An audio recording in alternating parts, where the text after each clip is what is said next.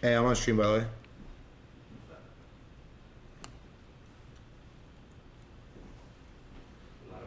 Yeah, yeah.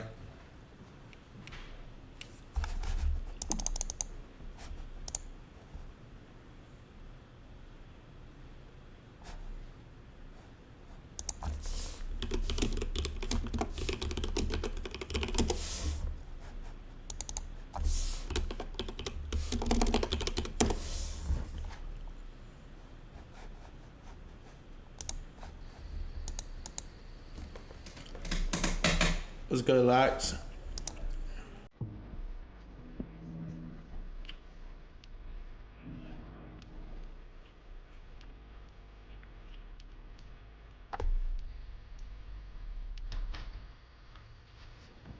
I ain't fucking with the function on the tip. 30 on my hip.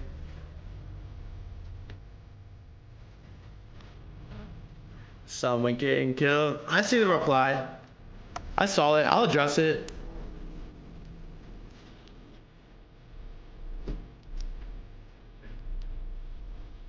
Let's go, boss.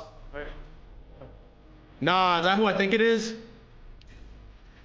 Let's go, P.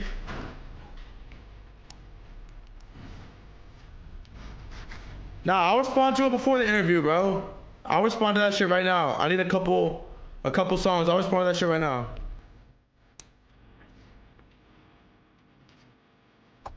Who's Ron? If I ain't fucking with the function, I'm a dip. 30 on my hip. Hey, chat, Luke's on in 15 minutes. Try me, someone getting killed. Watch me, watch you.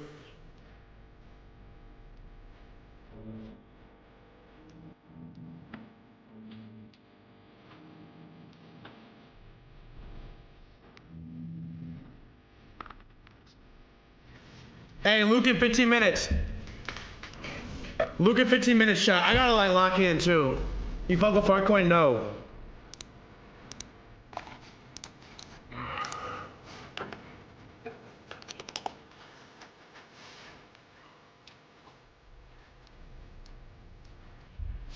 If I'm fucking with the function, I'm a dip.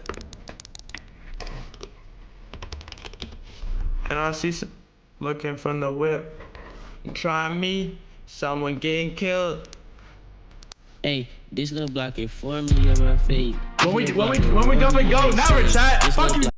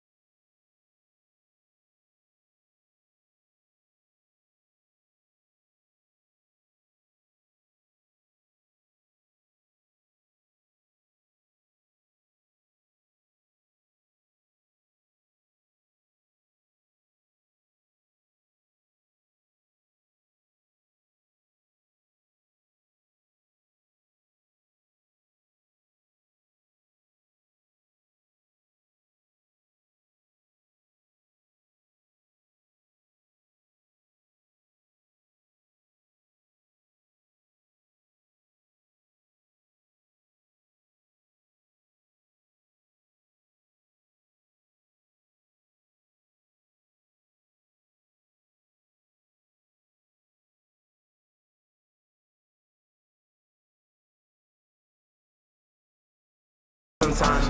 Don't ask for a pic right now, cause I'm high as a bitch right now. We don't need to stress no more. We don't need to check. Hey, last song. Hey! Yeah, let a man want to get to the song.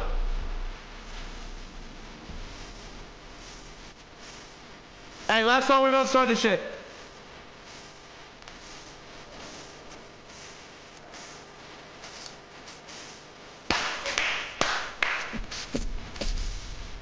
Baby, I swear with me, just by my goddamn.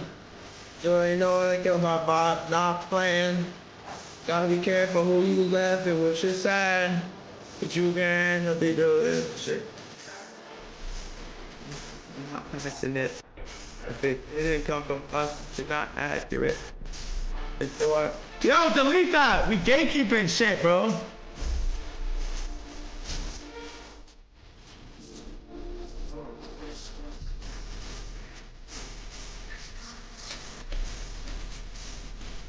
Ain't setting my thoughts. Fuck on barefoot pants. Y'all don't have enough. I can't believe. Hey, W mod.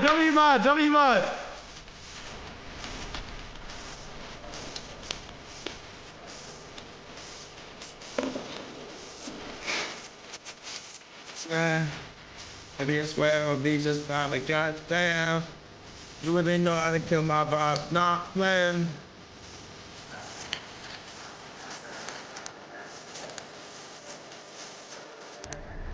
Smoking gas and weed. Suck my penis. Motherfucking genius. To read how bleed is.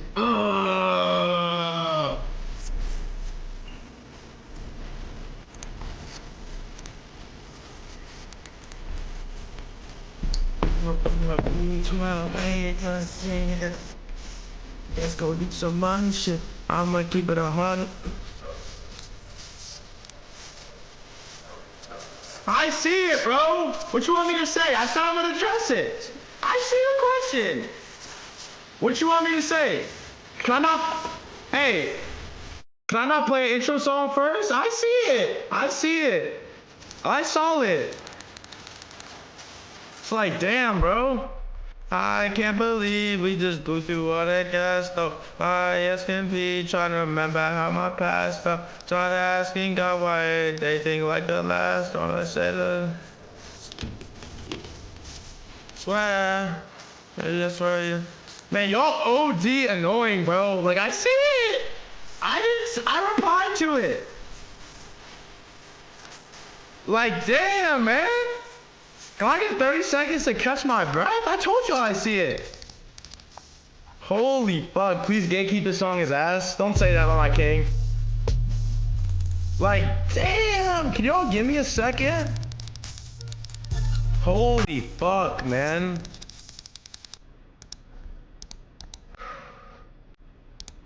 I need a second, chat, I ain't gonna lie. Alright, we gonna start this right now?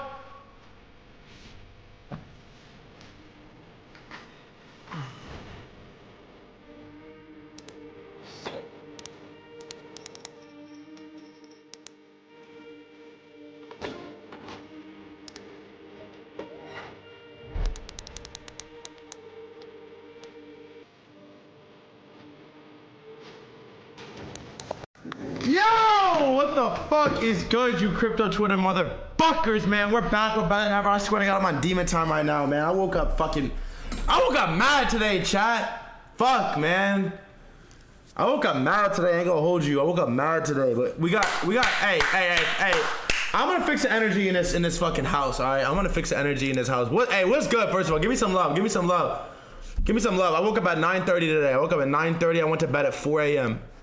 I went to bed at 4 a.m. I woke up at 9:30. It was a crazy night last night. If you know, you know. If you don't, you don't. What is good? What the fuck is good, baby? All right. First of all, how do we start? I need some hype. How do we start?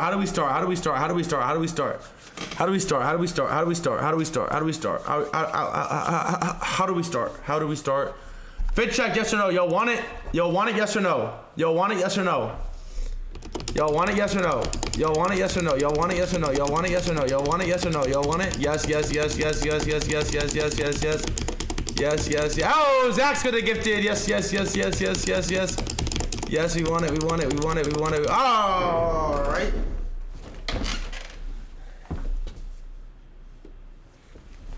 All right, top to bottom. First and foremost, I'm not gonna lie to you, I don't even know what this is, but it's Supreme. I don't even know what's on my sweater, but it's Supreme. First of all, shout out to Supreme. Bottom, I've been wearing these a bunch. I got the little graphic boys on the pants. Up here, we got the artifacts, and then we got the Hanes. We got the Hanes. W fitter outfit, chat. W fitter outfit. W fitter outfit. W fitter outfit. What you think? What you think? What you think? W fitter outfit 7.5. This sweater hard, man. This shit is wool. This shit is cashmere wool, bro. I wish y'all could feel this. This is cashmere wool. This is cashmere wool, bro. It's that cashmere wool, chat. All right, look. You know, I agree. By the way, in the underwear game, I agree. I agree. Also, I got a haircut, chat. Y'all want to see?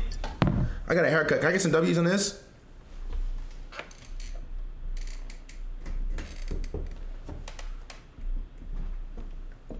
W cut or no? W cut, low taper fade. It's a medium, it's a medium, it's a medium skin fade. The mohawk, with the mohawk effect. Medium skin with the mohawk effect, chat. All right, look, here's the deal.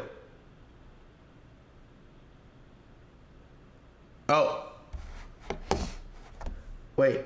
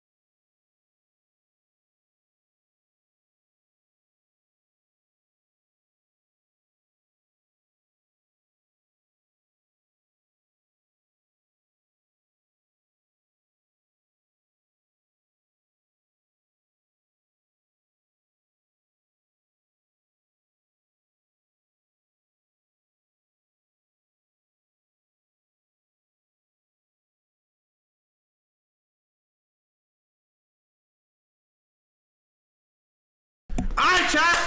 Fuck it. Alright, look. I'm gonna address it right now. I'm gonna address it right now. I'm gonna address it right now. I'm gonna address it right now. I'm gonna address it right now. I'm gonna address it right now. Sorry. I'm gonna address it right now. We're gonna talk about it. He wants to talk about it. So fuck it. Here's my take. By the way, I want to talk about this real quick, and then we're gonna get First of all, let me make this tweet.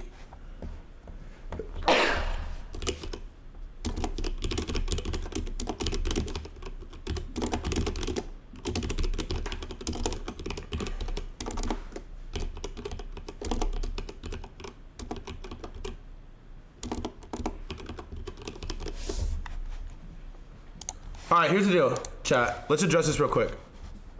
Let's address this really quick. I'm gonna address it once, and then we'll. All right, look. I made this tweet, and I said, what should I ask Luke Belmar in 100 minutes? Thought it was pretty funny. I said, what should I ask Luke Belmar in 100 minutes? Where is it? Let's see. I tweet a lot. Fuck. Here. All right, look. Luke Belmar's coming on the stream today. If you don't know who he is, I don't even know how to describe him exactly. He's an entrepreneur. He's a crypto guy. He's a motivational guy. He posts a lot of like lit TikTok content. Does some sick viral podcasts. He's very big. He's huge on YouTube. He does numbers on TikTok. Like he's pretty easy to find. You've probably seen him before. And I don't know. I made this tweet. I'm bringing him on because he's a fucking interesting guy. I like him. I've met him IRL. He's cool as fuck.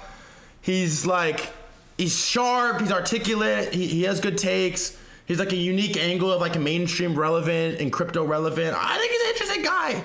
So yeah, I'm fucking bringing him on. Yeah, I think he's interesting. I met him. I got to meet him. Shout out to Elio Trades. Elio did a podcast with him like 8 months ago now. Out here in LA, he invited me to come because I wanted to meet Luke for a while. I met him. We kicked it for an hour after the pod. We talked. The pod was lit. He's sharp. He did a pod with Meow a couple weeks ago. He's an interesting fucking guy. I think he's cool. I think he's sharp. I like him. I'll stand on that. I like him. I think he's mad cool. He's articulate. I don't know that much about him. I fucking like him. Straight up. I like him. I'm a fan.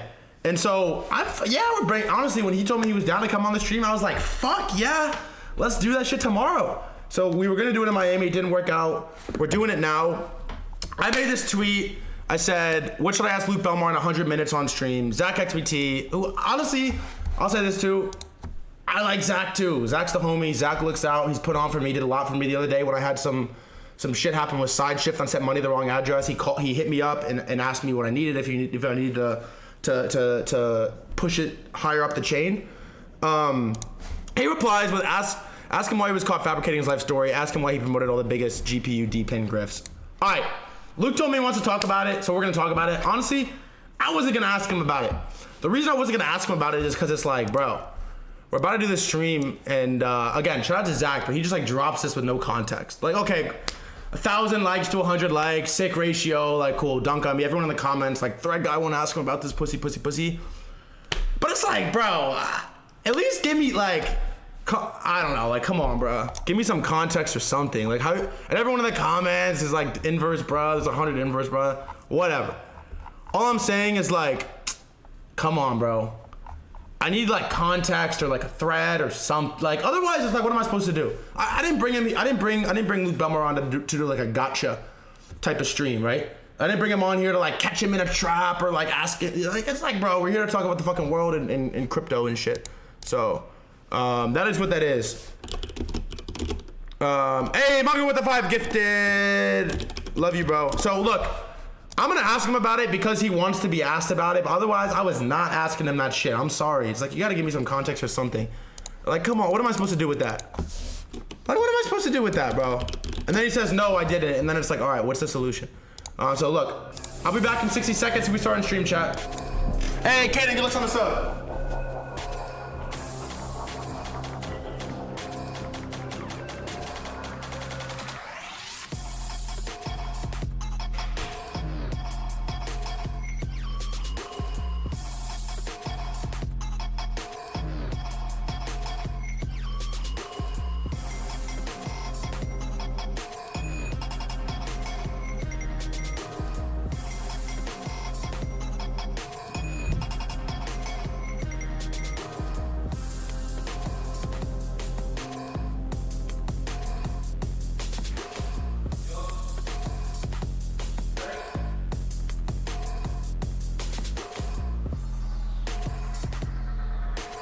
Let's get it, chat.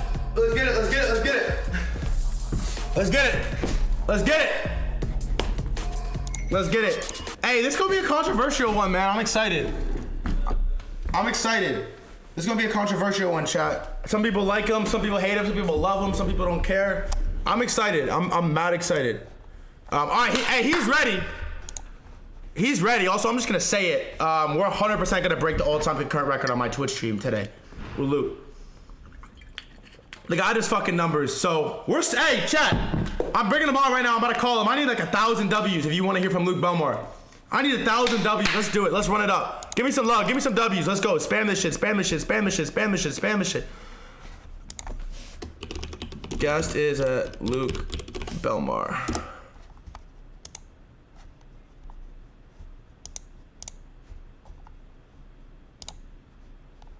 Hey, pin that, Elliot. Pin that, Elliot.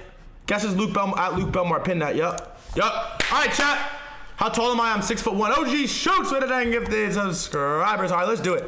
I'm calling him right now. Chat, y'all ready? Y'all ready, chat? I'm excited. I like him, chat. I like him. I'm excited. I'll give you a fresh take once we talk, but I like it. Hey, if there's anything you want me to ask live on stream, drop it in here. I'm reading comments all day. I'm reading everything y'all are saying. I'm tapped in. You already know I'm listening. So anything you want me to ask it in here, and we'll make it happen. Let's get it. Here we go, chat.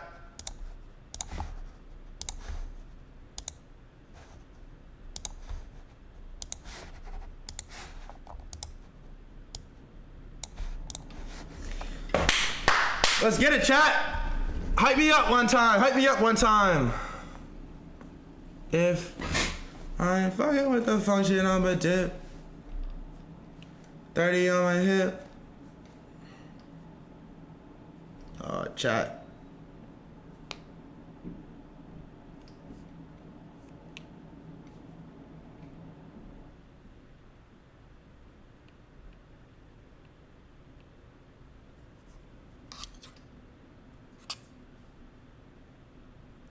Hey, also, I need mods on 10 today. I need mods on 10, on 10, on 10. Wait, hold up, chat. Hold up, chat. Give me 2 seconds. Give me 2 seconds.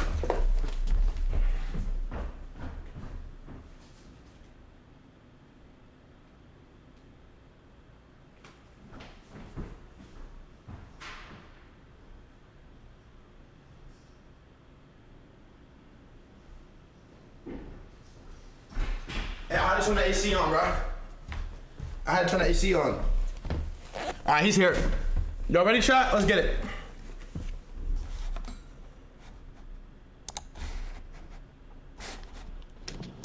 Crazy setup, bro. 1 second. Da-da-da. Yo! You have a crazy setup, bro. You like the pudgies in the back? I like the penguins, bro. They're looking fucking nice. Hey, can we get a fit check right now? Fit check, little Japanese kimono. I know you're about that. I know you're about that drip life. I was watching you showcase your. I think what are you wearing? Chrome Hearts. It's a Supreme. Oh, what you wearing jeans though? Yeah, I'm wearing jeans. You want a little check? I got the little graphic boys. I saw it start to get on trend. It's really interesting. What surprised me when I started watching some of your streams, bro, is you guys have been spot on with a lot of this meme coin culture early on, bro. Early on. I'm talking like Q1, bro. It's been pretty interesting watching the master class. None of us are perfect, but you guys have been pretty spot on trend. Hey, that's a W intro glaze right there, Mr. Luke. I love that. How you guys doing? You know who shilled me Mog actually? It was Luca when it was like 80 mil market cap. I had no idea about it.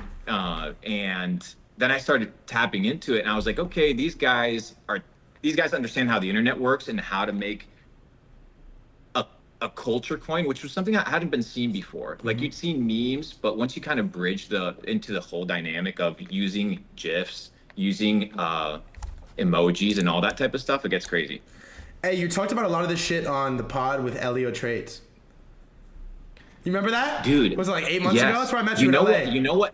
You know what happened to that pod? I fucked it up. I did a double recording on the audio. So my goals now next time is to swing by when I go to LA and reshoot with Elio. But they've been crushing as well with Superverse, and they've been crushing with the entire gaming ecosystem. I don't think the whole gaming is played out just as much as we wanted to see it yet. Same thing with like AI or maybe like what's another proper one that hasn't popped off yet? AI agents is good, but it's still new. What do you think? It's super fresh. We'll talk about the AI. I'm obsessed with it. Maybe the DPIN stuff. I don't know. Not the DSci, even decentralized science. We've like talked about a little bit on this stream, but AI is the biggest. It's gonna be the biggest narrative in the history of crypto, in my opinion. It's bigger than DeFi. It's bigger than everything. I think so too, and I think so. I think we're in an interesting cycle. This is my third cycle in crypto. I got started in crypto in 2016. Started right, like very light. First introduction to Bitcoin, sub $600. 2017 was my first bull run, kind of round tripped it with everybody. And this is where you saw, I would say maybe the first run of like what you would call like utility shit coins. You'd have like the Denta coin that went to like $1 billion market cap, and Denta coin was a coin that was it was supposed to be a chain only for dentists. Like that's the type of gimmick that was rolling around. But nonetheless, there was money to be made. Then the 2020 bull run was interesting, and I think my entire premise for meme coins, this narrative was predicated on last bull run's narrative, which was NFTs. And that's, I think, when I started following your content was last bull run. Did you have an ape last time? Yeah, the mutant ape. Fuck yeah. Yeah. Okay. Fuck yeah. yeah. So, Fuck yeah. I remember, bro. You see, I've been tuned in. I've been tapped in. So I remember you had the old PFP, and you were running threads until like the bear market, and then you changed. Did you change your username? No, it's still thread guy. It's still thread guy. I just don't run him anymore. Yeah. Bro, I'm a fan of the show. You see, I've been tapped in. I've been tuned into the thread life. But what was interesting about last bull run that this bull run has made really amazing is NFT culture, which was the idea of like community and the idea of like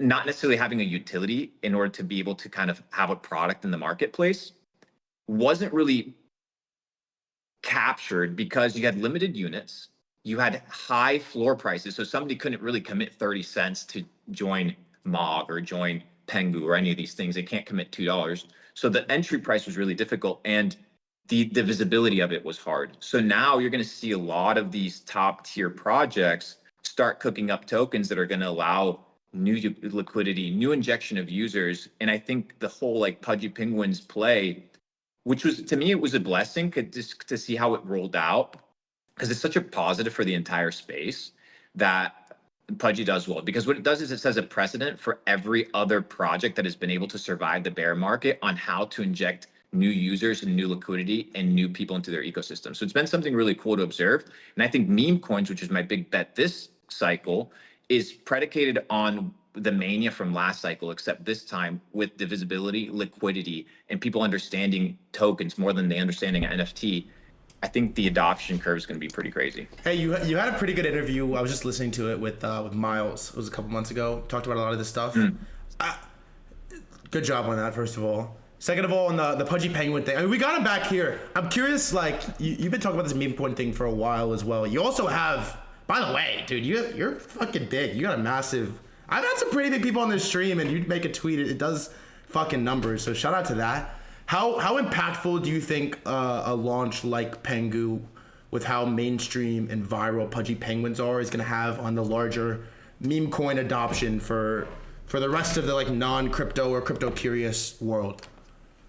I think Pengu's in an interesting situation as opposed to any other meme coin, and I'll tell you why. First is it has real valuable IP, not intrinsic IP, right? Real valuable IP that is commercialized, and IP that is owned. I had, you know, I'm down. I just got a liquidation alert, like a futures auto deposit notification from KuCoin. I'm down like $800,000 on Chill Guy. So, but the situation is the following, right? Like they haven't figured out the whole IP thing. Like they don't have the green light in that front. So that's a big no-no. And my assumption is Chill Guy is going to get listed on Binance. That's my assumption, but that's my gamble. That's the bet. The reason I think Pengu stands a little bit different, it's not really just a meme coin. It's kind of like a community coin. It's its own kind of meta while still allowing new users to come in not knowing anything about Pudgy Penguins. I think it's going to be really good for the space. Obviously, you know, I don't like talking about the assumption of other potential projects that could launch coins and things like this, but I would say you're going to see a lot of other NFT projects that have survived the bear market. They're going to see, hey, like this is a potential for a winning model. We saw Hyperliquid as well. You've probably seen that on your timeline as well. Bro. So these guys are crazy, right? These guys are just buying up their own token and saying, hey, we have the best product. If you don't like it, just fuck off. And even though they have like a closed blockchain, they've created a very interesting niche in the market, and they did a really good token launch as well. So what I've seen kind of take place, and this comes from me, and I'll be honest, I'm not the best guy in crypto. Far from it, right? Like there's people that have been in the space so much longer and understand the depths of the space. I see it from a retail perspective, somebody that has some sort of understanding of the markets. but I understand how retail perceives this space. And the way that retail perceives this space is they're looking for something that's easy to understand, something that's memeable, and something that they can talk about. So once you start talking about utility and things of this nature, you can lose a lot of normies. And I think the path of least resistance is projects that have high utility, high use case, but simultaneously the utility is found in the community, not necessarily in, we're going to build a new blockchain and things of this nature. I think it's going to be a new lifeblood for projects, bro.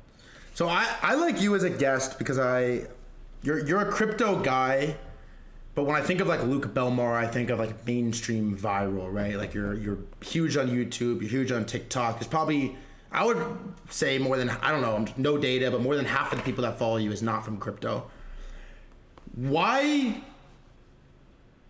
did a chill guy moment not happen until chill guy? Like, why aren't all of these meme coins like super viral on TikTok? Why aren't they doing numbers on YouTube? Like, why did it take this long for something to go as mainstream viral as not the meme of chill guy, but like the coin, the token was viral on TikTok? Why did that just now happen in 2024?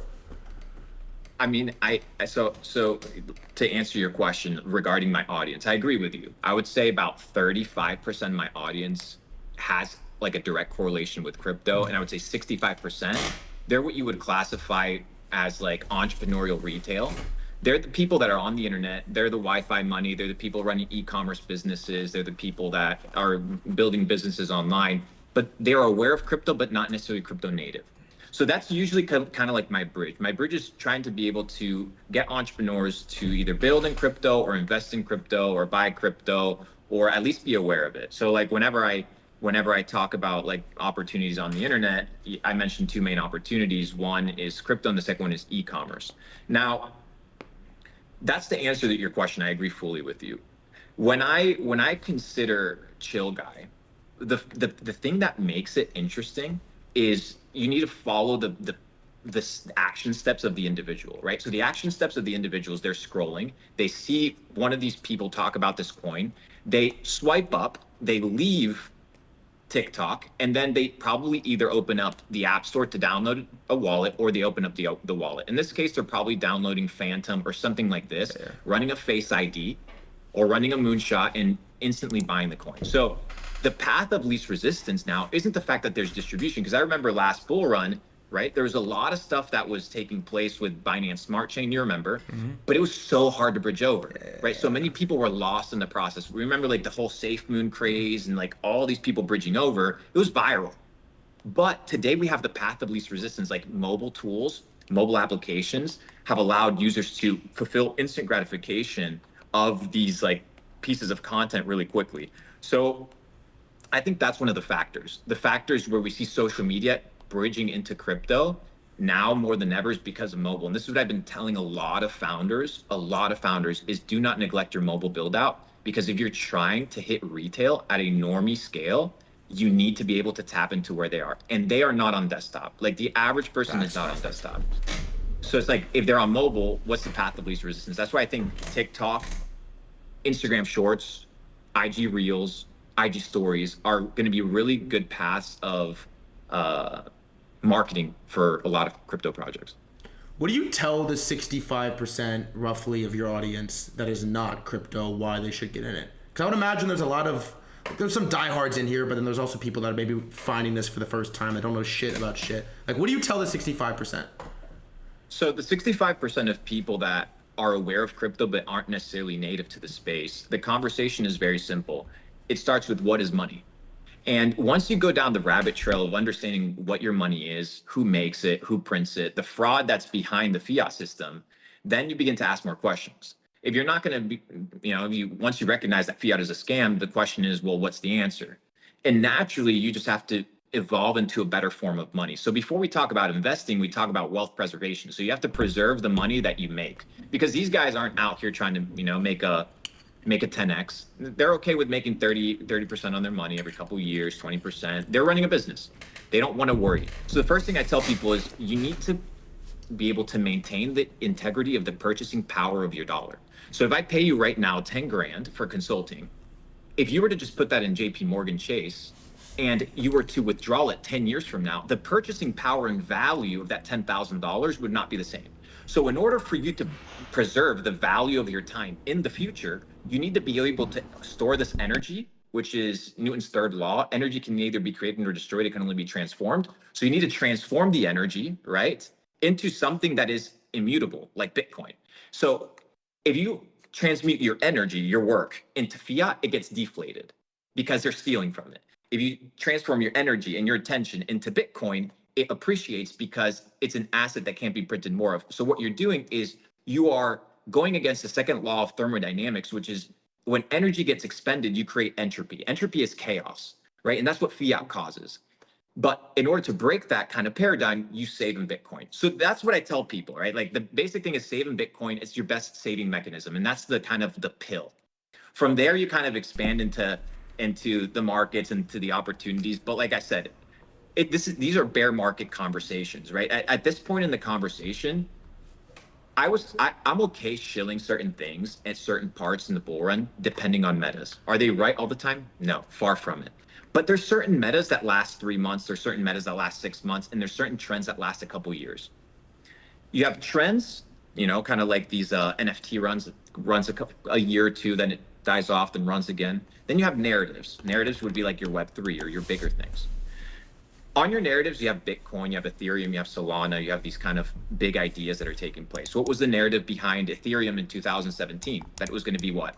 The Bitcoin killer. So that narrative is what drove the price up.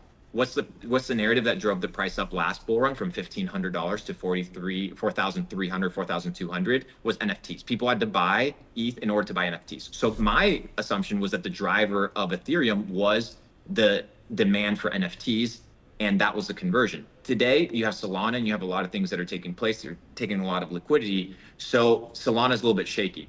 Excuse me, Ethereum's a little bit shaky, but they have the ETF.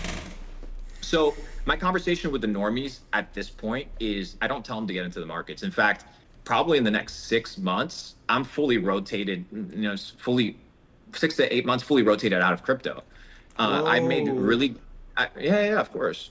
Absolutely. My goal is to leave 6 to 8 months. 6 to 8. I've already cashed out a decent percent.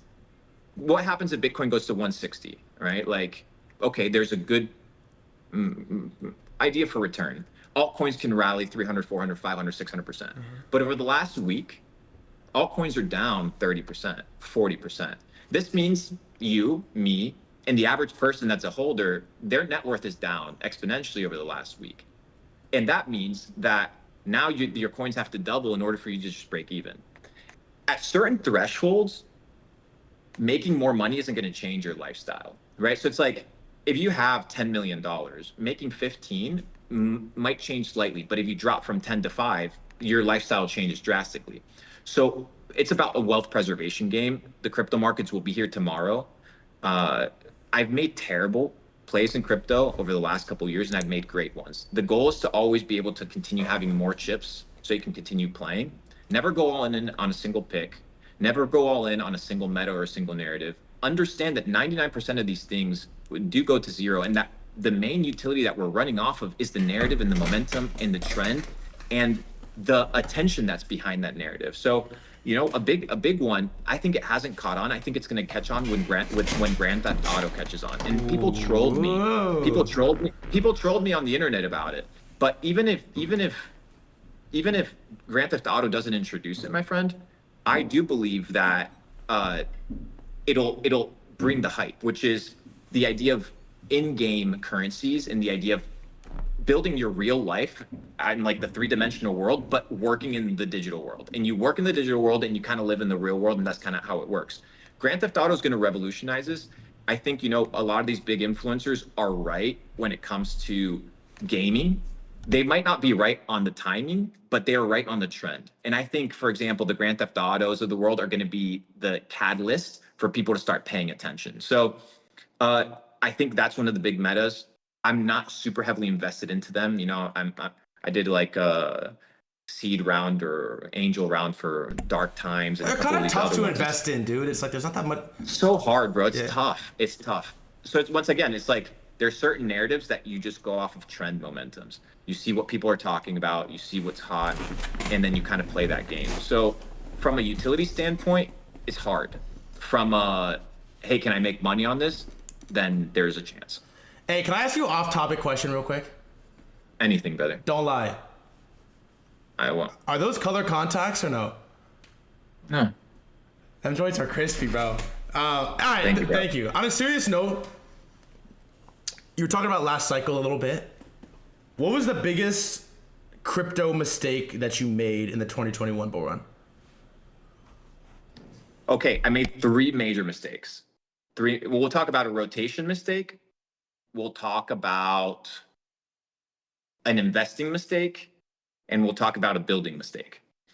Let's talk about a rotation mistake. It hasn't happened to me yet this bull run, but it happened to me last bull run, where I rotated out of my pancake swap, like my full bag early. So I did a spaces with who was it? CZ, not Spaces, Clubhouse. Remember Clubhouse? Yeah, of course. So I did a Clubhouse with CZ back Really? in the day. And yeah. And this was when Uniswap had just launched. It was me, Luca, and then another buddy of ours, Sai, who runs Involio. Okay. It's a trading app. We were at the Ritz in Atlanta, and we're like, bro, we were talking about Uniswap. This is like 2019, like DeFi summer 2019. And then there was a Twitter beef between CZ and the founder of Uniswap. Like, this is how I make my investments. Like, I know it sounds crazy, but I'm like, okay, CZ is now talking about the dexes and like, hey, he's gonna come after like Uniswap's lunch. It was very visible in the interaction. So I started figuring out what are the dexes that are built on BNB. There was this old man, I think it was like Crypto Dad or something like that. It was like the only Binance Smart Chain video on YouTube at the time. And PancakeSwap was at a $25 million market cap. I think the APY for like staking at the time was like 14,000%. It was some ridiculous shit. So at 25 mil market cap, I buy 1% of the circulating supply of PancakeSwap. Now, I'm gonna call him out because he's gonna laugh. FaZe Rain hits me up. He calls me in 2020, is it? And he's like, yo, should I buy SafeMoon? Like that he calls me, he's like, yo, should I buy SafeMoon? This is when the shit's kind of going off. And that's when SafeMoon migrates over to the Binance Smart Chain.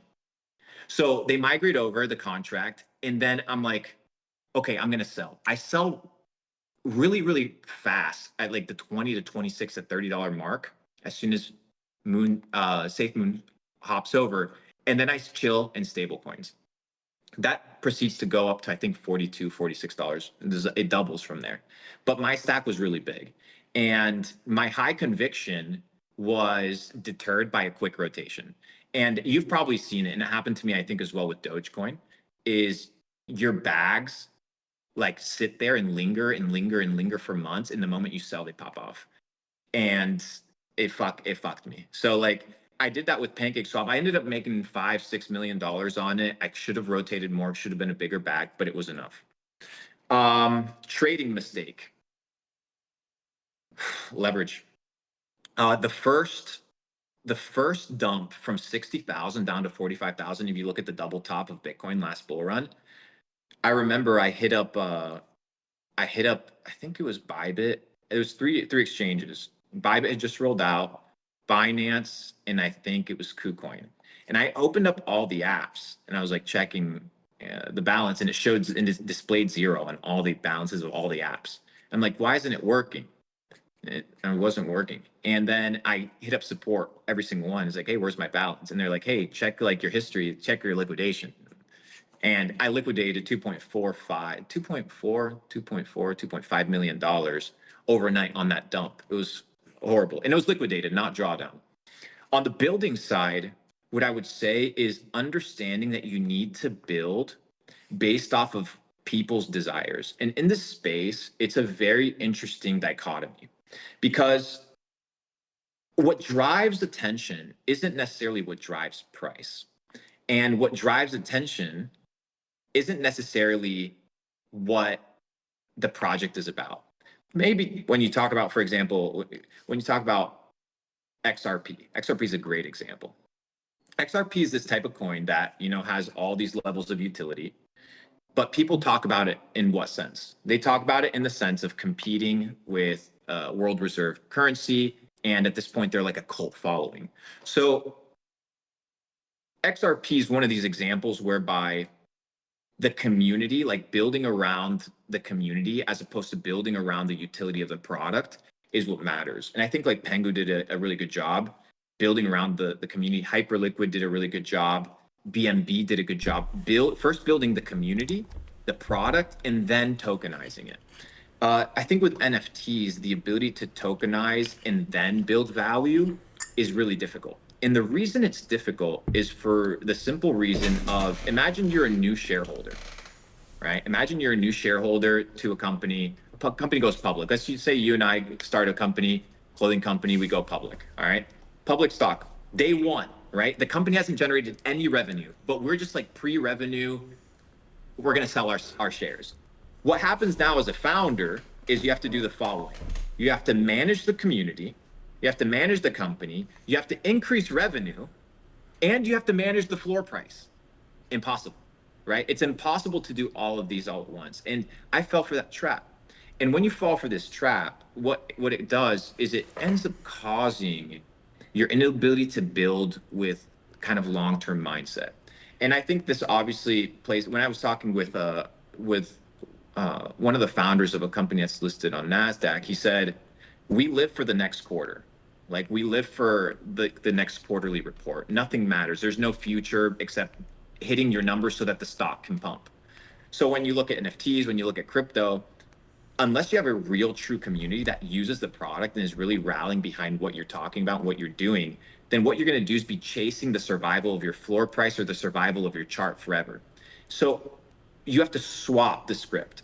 And I think over the last couple of years, the script has been kind of shifting from, instead of tokenizing first, tokenizing second, right? And building the product. And if you have the ability to build a product that has monetization attached to it, then you're going to see explosion. We saw it with Juke, right? Like they built a fucking sick ass product. They made the ability to use Solana so much better.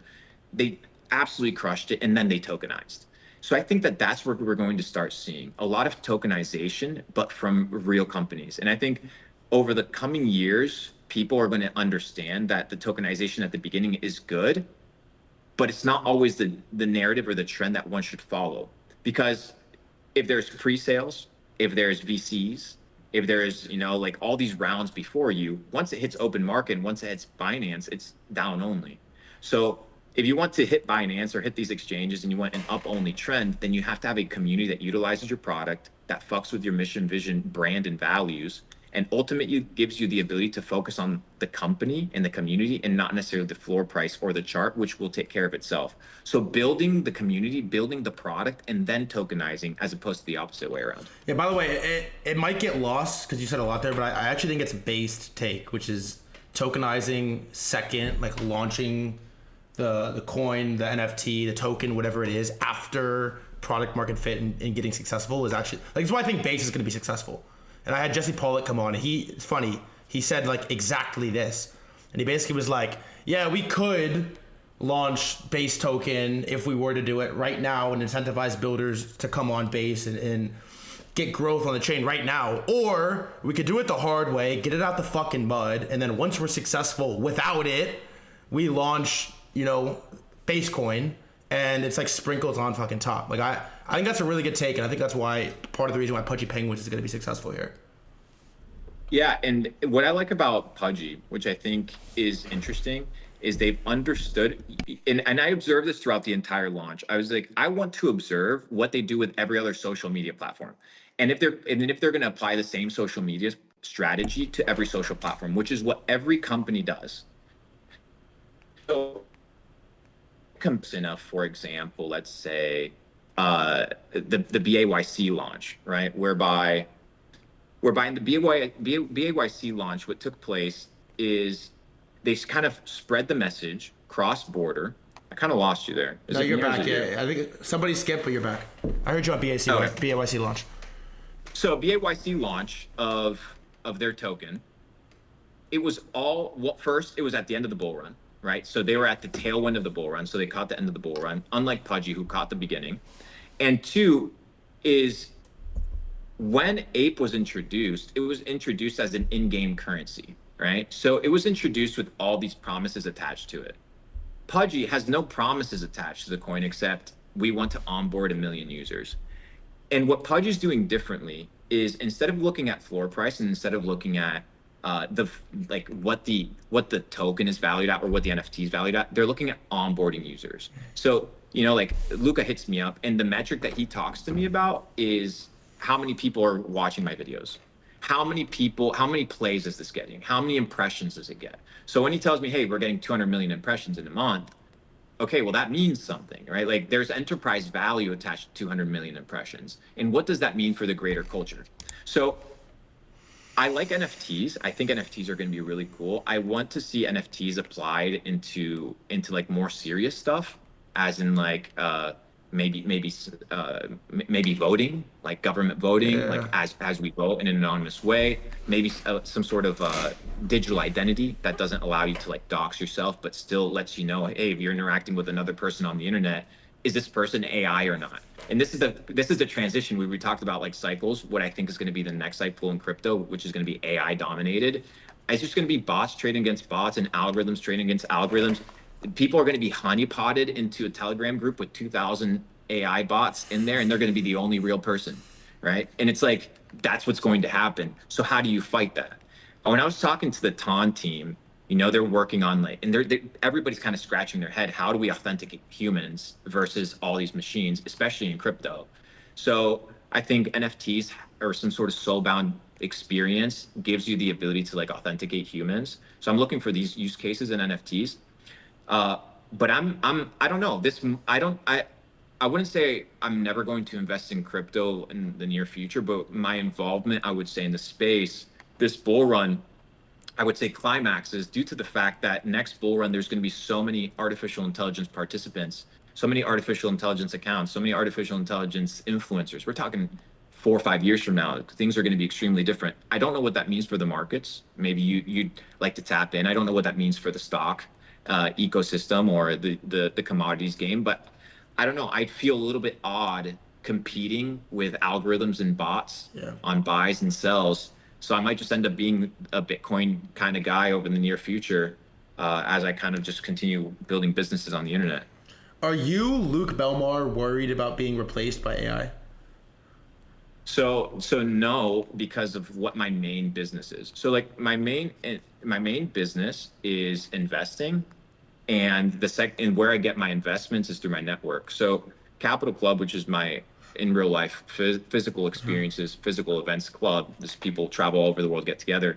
That's where I get my deal flow. So in order for AI to replace me, AI has to create physical experiences, has to create the ability to put people together, and has the ability to be able to negotiate on my behalf. So my move away from the digital into the physical is, like you said, it's a hedge against AI. So my goal right now is to figure out, what is AI going to commoditize? For example, AI is going to commoditize software, SaaS. I think SaaS is going to be harder and harder to launch and harder to monetize because it's getting cheaper and cheaper and more powerful. But what are the things that AI cannot commoditize? Well, it can't commoditize relationship. Like it can't commoditize our relationship. It can't commoditize us playing a match of ping pong and wagering $50 on it and the experience, shit like that, right? Yeah. So there's going to be a premium to in-person relationships. There's going to be a premium to in-person experiences. There's going to be a premium attached to in-person relationships. So kind of I know it sounds counterintuitive to what I'm currently doing, but my pivot is into basically the real world, where I think there's going to be a premium in the near future as the internet becomes commoditized by AI. It's a wholesome take. I like the take. I like to think that that's true, and I tend to believe you there. All right, going back to crypto, there was this tweet, Mr. Belmar, that was made. I wasn't gonna ask you about it. What tweet? This Zach XBT made a tweet, and he basically said, we briefly spoke about it. He basically said, I made a tweet first. I said, what should I ask Luke Belmar in 100 minutes on stream? He said, ask him why he was caught fabricating his life story, and ask him why he promoted all the biggest bundled GPU DPIN grifts. For context on my end, this was sort of dropped in here with zero context. There's no thread. There's no receipts. There's no like article. Like I have nothing to go off of. So I kind of wanted to just throw it out there because chat wants me to ask, Twitter wants me to ask. So I don't know. As much as you want to say on the fabricating life story, go ahead. So my story is as legit as they come. And for those that are new to me, I'll kind of share it with you. I come from Argentina. I came in the early 2010s with $200 in a suitcase. Thankfully, my uncle's a pilot, so I was able to get a flight for free. Started pressure washing basketball courts, cleaning toilets, everything and anything that I could do in order to make money. And the first interaction that I had with the internet, it wasn't, courses, it wasn't social media. It was somebody telling me that there's this thing called stocks. And I was waiting tables at the time. So I bought the book, Reminiscence of a Stock Operator. I started getting into the basics. This was when Robinhood was just out. I remember buying my first stock. It was these biotech penny stocks, trying to make money on it. So that was my first interaction. I was waiting tables at the time. And I was waiting tables. You get tips in cash, deposit them into the ATM, and it would reflect 2017, 2016, 2017 rolls around. The bull run is in full effect. And we realized, hey, we got to make more money. Me and my brothers were living in a 1-bedroom apartment with a tech guy. My younger brother sleeping in the kitchen. I sleep on the couch, and my brother sleeps in the office. Pay $200 a month for rent. And that's how I got started. So I had to learn everything. I had to learn Facebook ads, I had to learn Shopify, had to learn ClickFunnels, had to learn ads, had to learn social media marketing. And then I just took off. 2020 rolls around. And I have my lucky break in ecom, thanks to COVID. COVID in 2020 gave me what I would say is kind of like my glitch, like the glitch moment in the matrix. And what this glitch moment is the market tanks, everything goes to shit. But before that, everybody's already buying from home. So what do I decide to do? I learned e-commerce, thankfully. And I say, well, the craze right now is sanitation products. We saw it. It was a craze. But within a couple weeks, maybe a couple days, anybody that was in e-com at the time remembers all social media platforms, they started banning all sorts of utility that had to do with like sanitization products, like toiletries, things that people could price gouge, like a mask. They would sell it for $30 instead of $3. Amazon was like, you can't do that. Shopify was like, you can't do that. Facebook was like, you can't sell ads to this. Like, you guys are price gouging. So what I said, I was like, well, if I can't sell sanitation products to people, I'm going to sell sanitation products to pets, because people treat their pets the same way that they treat themselves, right? Or in fact, they treat them even better. So I started launching sanitation products for pets and household products. We ended up doing over $16 million in revenue, did extremely well.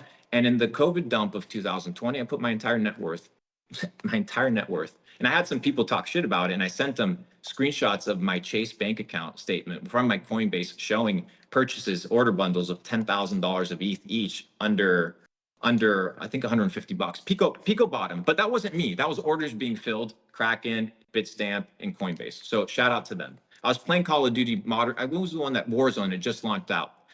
It was at that time, it was that week that my buddy introduced me to cannabis. So I was blazed up. I'd never smoked before. And it was the first thing was actually a Puffco with some glass, like some wax. And this is the first time I'd ever hit it. So for that first week, while my orders were getting filled on Warzone and doing e-com, I was blazed out of my mind. So that's the honest reality. So that's my story, my situation, very straightforward. If anybody has any issues about me, you're free to DM me. I have no issue conversing with any of you. Now, when it comes to crypto, dude, the amount of times I've been wrong about crypto, I would say 40%.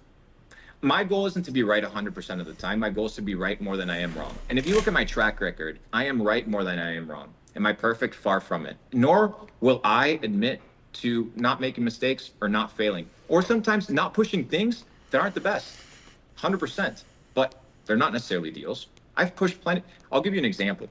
Somebody asked me, what was the most money you've ever lost? There was this honeypot last bull run, 2 honeypots. One was called Pancake Bunny.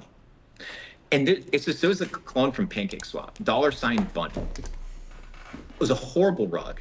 I lost so much money on it, but I told all my people to get in on it. And that hurt me more, right? So am I perfect? Far from it. Have I invested in projects that have done poorly? Yes. But if you look at my track record, if you look at my calls in an unbiased manner from beginning to end, the truth is you'd be up. So, absolutely. You need to do the following. When you look at things on social media, one is take it with a grain of salt. Two is understand if this is on meta or on trend. If somebody shilled you, chill guy at 600 mil market cap, are they wrong? It's at 250 right now. Are they wrong? No, you're wrong because you're the one that bought it, right? So like, let's not be stupid. Let's be real. So if somebody wants to say, hey, why did I push a certain thing? Because I thought it was going to be the meta and it was going to be the trend. And if I was wrong, well, I was wrong. And if I'm in the markets, I'm okay being wrong. I'm not going to sit here and admit that I'm perfect. I'm far from it. Very far from perfect. But if you go on my Twitter, you'll be able to, and if you turn on notification, I don't tweet a whole lot. I tweet maybe once or twice a day. I'm not really on the platform. So I spend a little bit of time on here. You'll be able to see the plays that I'm really tapped into. So let's talk a little bit about these plays. So last year, I think it was 2 years ago, I said, I don't fuck with crypto. I rotated completely out of crypto. Mind you, Bitcoin and crypto is two different things. Into what? Okay. Crypto and Bitcoin is Okay. two different things. Okay. Crypto as in like a space, Bitcoin as an asset, right? Let's treat them differently. So I said, I'm out of crypto. Like I don't, this was right after FTX. I was like, this is bullshit. You know why? Because I heard, and I can't mention the funds, but the funds that were invested in FTX, and bro, I'm talking at the highest level, they knew that this motherfucker was pulling money, right? So they knew that that SBF was using company funds. They already knew this. So that's what pissed me off. And I was like, I don't fuck with crypto. So I rotated all my bags, all my money into stocks. Rotated into a couple of them, made public calls. You can find them on Twitter. I rotated 10% of my net worth at the pico bottom of Meta. Remember when Meta got fudded because they transferred their name to Meta and it got fudded like hardcore? Go look at the calls. Meta mentioned at about $80 to $100. Today's at about $500 to $600. We're talking Meta. We're not talking about a shit coin. We're talking Meta, Facebook. You could have entered a generational play. We talk about Robinhood at the pico bottom, $8 to $11. Today it's sitting at 36, 300% gain just in the stock market. What are our bets on these plays? Our bets are very simple. The bet on Meta was this was Q4. In Q1, they're going to announce their earnings from the ads that they generate from all the fuckers on Shopify that are out here blasting ads. So their revenue is going to be super profitable. So that's why we buy. We bought accurate. Robinhood thesis was, hey, last bull run, the thesis for Robinhood is they were a really big user for mobile. My thesis for this bull run is they're going to be more lenient and incorporate more things. Here we see Robinhood launching meme coins. Went from $11 to 36. MicroStrategy, obvious one. Microsoft, the only bid from Microsoft was the only investment into OpenAI was through Microsoft because Microsoft did a $10 billion investment. So as a proxy, the only way to invest into ChatGPT and OpenAI was through Microsoft. So we talked to Microsoft. Walmart, we talked about Walmart. Walmart is your hedge against inflation. It's your hedge against any sort of turmoil or war. People always buy in Walmart. PayPal, we've been talking about PayPal. That's a big one. Started talking about it $60, $70. It's a little bit up. And then obviously I bit all the Bitcoin ETF stuff. Crypto, Solana, Jupiter, Avalanche. Those are I think the three kind of heavy hitters. I don't talk a lot about Avalanche. I talk really heavy about Jupiter and really heavy about Solana. They're the best. I love working and operating with these people. Injective, I think, has a really strong kind of narrative, but I'll be frank, the reason I'm really buying in is because of Wizard. Crypto Wizard is out here shilling INJ every single day. I got a bag, bro. Core, number one, I think they have the highest TVL on Bitcoin. Then we have Wolf. This was the one that I fucked up on. I called Wolf. Remember when we talked about that was the whole Matt Fury narrative? Okay. That was like all the coins. So I called Brett, right? We called Brett, we called Pepe, but I thought that Wolf was going to be on Solana, and I thought that what was the other one?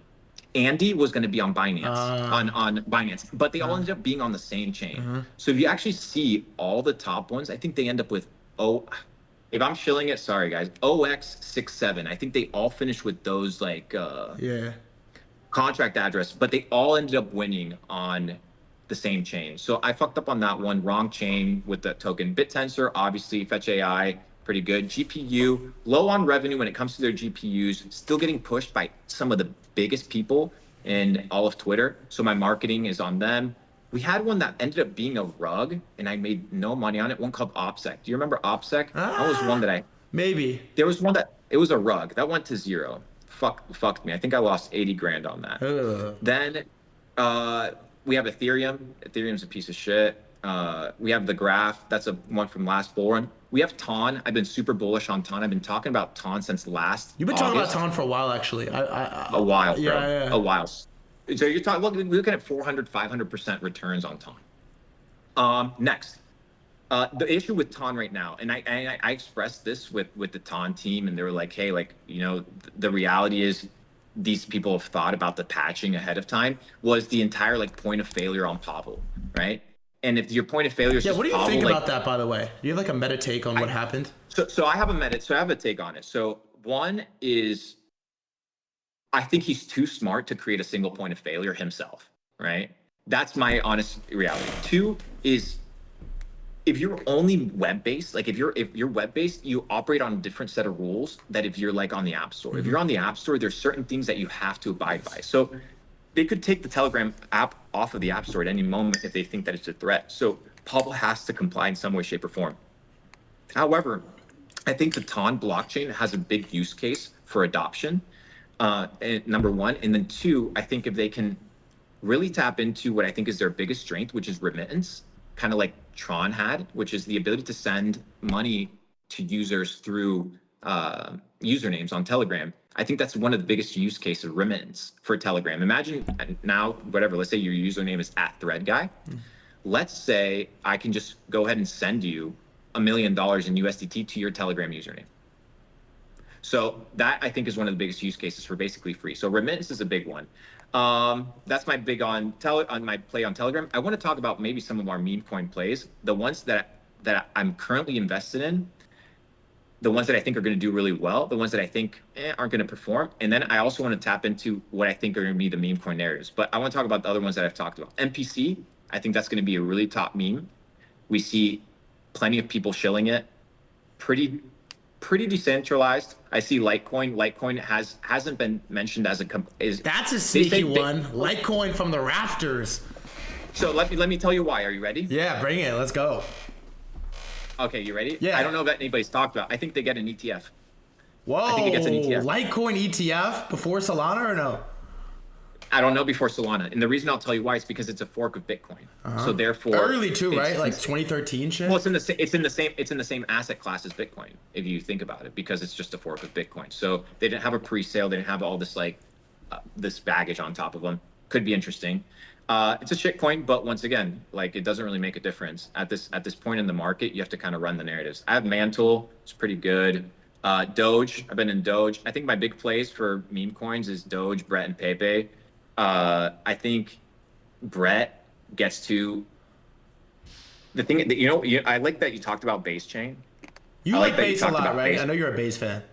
It's not just the fact that I like it. One is they're one of the best capitalized teams in the world. For sure. Two is we're entering Trump administration. Coinbase is they're about to be super OP, right? Like they're about to be super OP. And I think right now there's something taking place in Europe known as MiCA, MICA, and it's the SEC of Europe, right? So why do you see Bybit? Why do you see Coinbase? Why do you see all the top exchanges, Binance in the world building dexes? Because MiCA, MICA, this new agency, is going to be the SEC of Europe. So unless you're MiCA compliant, you're not going to be able to operate in Europe and offer services to European customers. That's why I think Hyperliquid has a real use case to take Binance's launch, Coinbase's launch, because all these people are going to have to start taking off users. This is MiCA. This is applying January 1st. This guy, I talked to all the people from exchanges, bro. Like I'm telling you, this is coming January 1st. And you're going to start seeing it, right? Futures getting taken off, margins being taken off. It's going to become really interesting. People are going to move to what? DEXs, DeFi. So you see all these big companies hedging with building a DEX because they know that their centralized exchange could be at risk. MiCA applying January 1st. What was the alibi? What was the kind of the legal loophole that companies were using? Well, before MiCA, you know how you have like the European Union? before Mika, every country had their own jurisdiction regarding crypto. So there wasn't kind of this encompassing EU kind of law. Now there's this encompassing EU law. So it doesn't matter which country in the European Union you're trying to like famous, kind of like make your way, get a bank account, all this stuff, you're still under Mika law. So I think Asia picks up really hardcore. I think Dubai picks up really hardcore. I think DEXs and decentralized finance pick up really hardcore. And I think that centralized exchanges are going to start building their own chains because they're realizing that they can't be operating in the centralized ecosystem. So Brett, I think, is the flagship poster boy of the ecosystem. Unfortunately. Until fortunately or unfortunately, the point is I'm just riding the trend, right? Like I'm not trying to be biased here. I'm trying to like we're all trying to make money. We're all trying to take the right trades. We're all risking trade. Like we're buying meme coins, bro. Like if anybody tells me shit all about you're buying meme coins, I'm buying meme coins. I bought $800,000 with a fucking chill guy. Somebody could have nuked $1 million and the LP would have been gone and I would have been down to zero. So don't come to me with this whole degeneracy when we're all out here in the trenches doing the same thing. So Brett, my assumption is Base doesn't launch their own coin, and Brett becomes the first to go to at least this bull run. So my bet is on that one.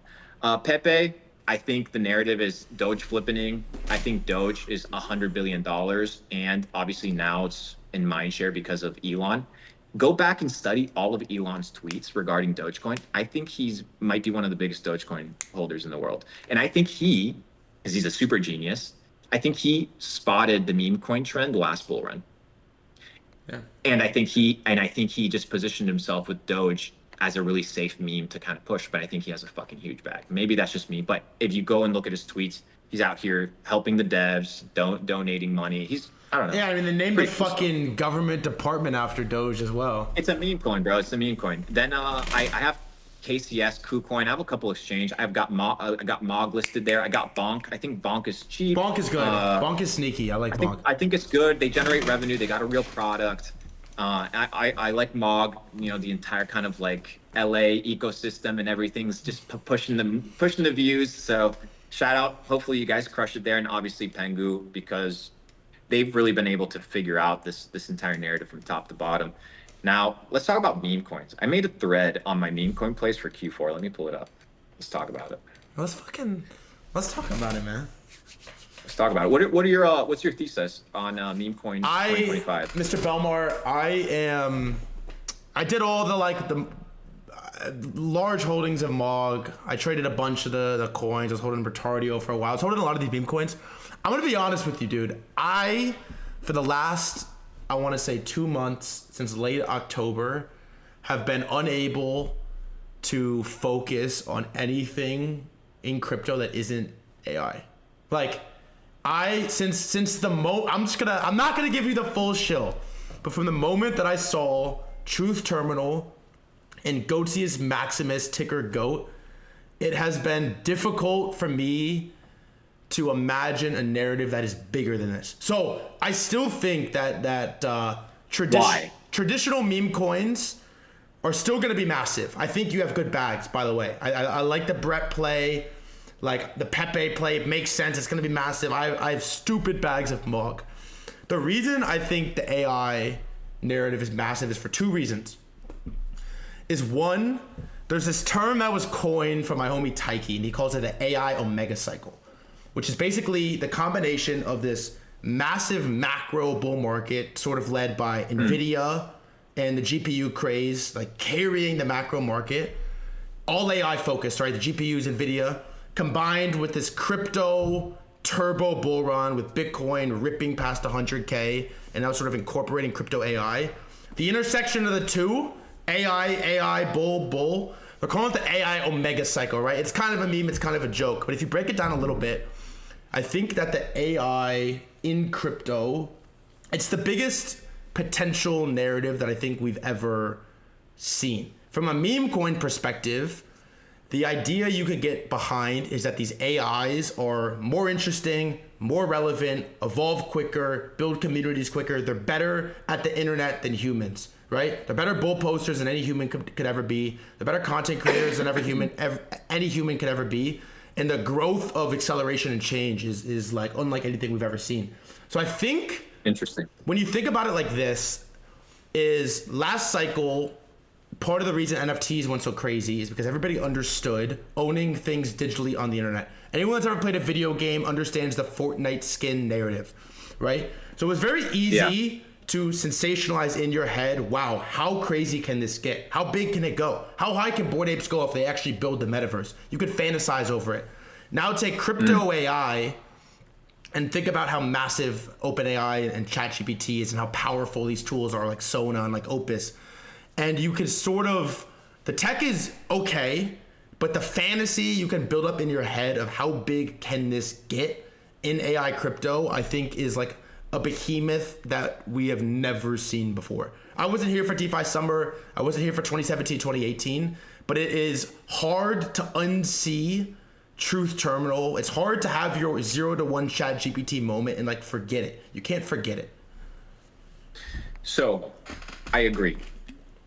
And this is why I agree. AI can't get tired. That's it. Like that's my entire thesis. If we're talking about community building, the most difficult part of community building is the community. And I know that sounds hard, but to be honest, to everybody listening and everybody in crypto that's on the community, you guys make it really fucking hard for founders. Like you make it really fucking hard. Like you make it hard to build, you make it hard to like grow because it's intense. AI doesn't feel these emotional pressures. AI doesn't give a fuck. Like it's operating under a specific set of rules and premise. And I think that you're right on the community building side of stuff. I think it's all about probabilities and it's all about data. So if it knows that it's getting engagement or likes or the path of its objective is a certain narrative, then it's going to push that narrative. And I think the community building aspect can dwindle and make a founder demoralized when the price is low. AI doesn't give a fuck, right? Like it'll still show up the next day. And if it's a cult following, I don't know. Did you see? I posted a tweet about AI agents actually the other day. See, I can pin it. Let me find it. 2 days ago. It says. Let's see. AI agents will have a profound impact on crypto, December 14th. I will be diving deep into this meta and finding those winning agents with cult followings. Banger. Key is cult following. Banger. Because the followers need to be obsessed with the AI agent. Like they need to see it as daddy, right? It needs to be kind of like the pacifier to the crying baby. They need to come back and they just want to have fun. So I think the ones that find those followings, and I saw it with Goat CS Max. I haven't bought it, but I see some of the tweets and bro, that shit's so crazy. It's the best. It's the best. It's the best. It's over the top and it's hilarious. And I think having legacy is important. Having the narrative is important. Being a first runner is important, and also it has brand recognition and it has mind share. So. I've been seeing you shill it, bro. I've been seeing you shill it. Hey, I'll tell you this. The second best time to buy Goatius Maximus was yesterday. The best time is today. But all right, here's a framework question for you. Is AI crypto shit is new, the same way that NFTs were new last cycle, the same way that DeFi was new. What is your framework and like mental model for how you approach an emerging sector, something that's so new where there's no targets, there's no history to base it off of? Like, how do you come into a new sort of vertical like this and figure out what to buy, how to play it, how to approach it?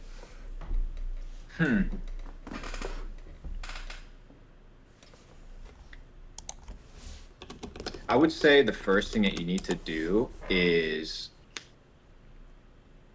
it depends. I have a different opinion regarding like low caps and high caps than a lot of people do. I genuinely believe the opportunities in low caps. I wish I could be shilling $5 million market cap, $3 million market cap coins, but I can't. Things that I know are going to do well, or things that I want to position myself early. I would say if somebody wants to rotate into AI, or into the kind of this narrative, is I'd be looking for undervalued bags, like chasing these big AI agents. I understand it. There's going to be one or two outliers that become like household names, but they're still meme coins, right? Like at a fundamental level, you have this AI structure to it. Maybe Maybe the one that Anderson Horowitz rolled out has a little bit different use case. Who knows? But I don't know, man. I would say just it's the trenches are so hard to tell people that that's where you should be, but that's where the money is. But that's also where you get fucked. So I don't know. What are your thoughts on AI? You're more versed into it. You're more on the day to day. I've been on the AI side. The big thing that I've been trying to I talked to two guys when I went to Dubai. I went to Dubai and Singapore, and there's this big narrative around like GPUs and like cloud storage. So I thought, okay, this is bullish. This is cool. I get it. I get the meta. I buy a ton of shit. I buy a ton of stuff. Start talking about it. Then I'm like, hey, I got pretty big bags. Let's see if I can get a hold of these teams. As most teams I can't get a hold of. 2 or 3 teams I get a hold of that thankfully I didn't invest in. And for the first time, it just crossed my mind. I was going to ask them, what are your GPU revenues? Like, are you selling any of these GPUs, or are you just saying like, hey, this is the business model, which is the premise on as to how I bought everything else was like, hey, like this is a good idea. And they're like, oh, we're making like $6,000 a month in GPUs. Or, well, what's your market cap? With 40 million. I'm like, that doesn't make any sense. Like, but at a market cap of 40 mil is low. You know what I mean? Like, it's a low market cap, but there is no real revenue attached to it. So that's my own my bullishness on AI is on trend. It's on mindshare. It's on the fact that people are going to be talking about AI, not on the company itself or on the revenues of the company itself. If you're going to operate off as if it was like a, in the EBITDA of an e-commerce business or the multiples or the returns, you're not going to get it. The second thing I'd be aware of, very, very cautious. This is something that fucked me really hard. So anybody trying to get into like either these mid caps, low caps, or even high caps that have just spiked, is you need to look at the daily volume. The daily volume versus sometimes the movement or the market cap doesn't make sense, right? Like you'll have a token that has a 250, $300 million market cap with $2 or $3 million in daily volume. It's not that it's not whatever. It's just, it's very hard to get out of that thing, right? So I fell into that trap. I did it, right? I buy into these coins, 100 mil market cap with $1 million in volume, $1.5 million in LP, get wrecked, right? So I would say on the buying on the low side, but obviously there's more trench risk there. What are your thoughts, bro? I think you have some pretty good takes. I think the AI thing is tough because it's, I honestly think we're in the first inning of it. So I try to position myself in buy what I think the winner or the biggest is going to be, which is GOAT, and then spend the rest of my time just trying to learn. So I basically just been bringing on fucking AI founders day after day after day to figure out who cares about what, who's building what are the narratives that are sticky, what's going to be here for the long term, what isn't, and try to play it like that. So I've kind of been telling people to buy the leader so you have exposure, long-term exposure, and then just like lock the fuck in over the next 6 months on reading, on listening to interviews, on notifications on for the founders, and figuring out who's doing what and what's gonna stick. Because I think the thing that's tough about AI is the same thing that's tough about regular meme coins is it's an attention game. And attention is zero sum, and attention is very fleeting, especially in crypto. The thing that's hot, Yeah. Chill Guy was the biggest thing in the fucking world 2 weeks ago. Well, I haven't Fucking seen it on my crazy. timeline today, you know? We wouldn't have talked about it if you didn't bring it up. So it's like attention is a really tough game to play, and then especially when there's like you remember this with NFTs, it was fully attention and was the hottest thing in the world. So every day, basically it felt like every day there was the new hot artist mint, the new hot mint, the new 10K, the new metaverse play, and there's play after play after play after play after play. There's always a new shiny thing, but there was a couple underbelly projects that had lit teams that were doing real things of substance that outperformed you could have bought every hyped mint, but you bought Bored Apes, you bought Punks, you bought Azuki and Pudgy Penguins, you outperformed the entire market by hundreds of multiples, even if you bought them late. Like, even if you bought Bored Apes at 10 ETH, you still outperformed everybody by many, many, many hundreds of percent. Same with Pudgy, same with Azukis. So that's kind of, now that I have a little bit of size to play with, how I'm thinking about this AI stuff a little bit. But I'm curious back to you, is how has your focus shifted maybe from it, like more crypto reliant over the last 6 months, over the last year, as the market is like picked back up? Like, do you like shift from going super hard into crypto to kind of tapped out to super hard back into it? Like, how do you shift focus based on the market? Of course. Why would I be here in the why am I going to be on Twitter during the bear market? Because we hate ourselves, bro. No, what I'm gonna do is the same thing that I do every single bull run, which is I go and make more money so that I can go and invest in more companies and go and get more pre-sales and go and get into more deals.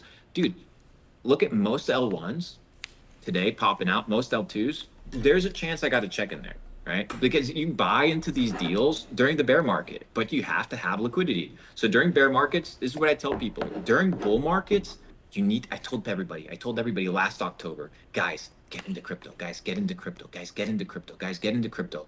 The ecom guys, no, like, I'm not saying you got to get him full time, but like, hey, like maybe if Michael Saylor is putting billions of dollars of his company balance on Bitcoin, maybe you put 10% of your e-commerce balance on Bitcoin. You know what I mean? These are the conversations. It's not full on, yo, go fucking start a pump.